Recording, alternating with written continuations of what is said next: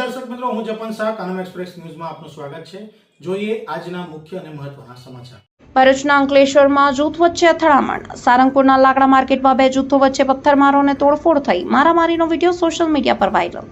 અંકલેશ્વરના હિવાસદનગરમાં લાકડીઓ ઉછળી। બે જૂથ વચ્ચે હિંસક ઘર્ષણથી સ્થાનિકોમાં ફફડાટ। સમગ્ર મામલે પોલીસ તપાસ તેજ।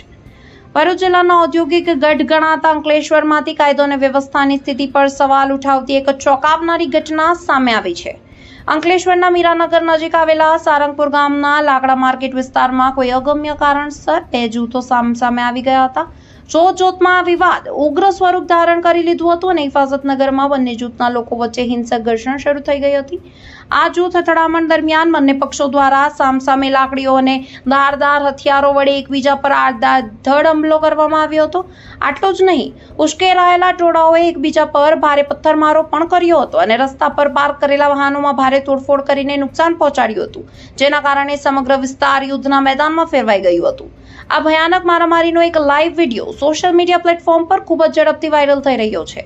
વાયરલ થઈ રહેલા વિડીયોમાં સ્પષ્ટપણે જોઈ શકાય છે કે લોકો કઈ રીતે કાયદાના ડર વગર હાથમાં લાકડીઓના સપાટા લઈને એકબીજા પર જીવલેણ હુમલો કરી રહ્યા છે। આ હિંસક ઘટનાને પગલે સારંગપુરના હિફાઝતનગર અને આસપાસના વિસ્તારોમાં ભારે ભયનો માહોલ જોવા મળી રહ્યો છે અને સ્થાનિક રહીશોમાં ફફડાટ ફેલાઈ ગયો છે।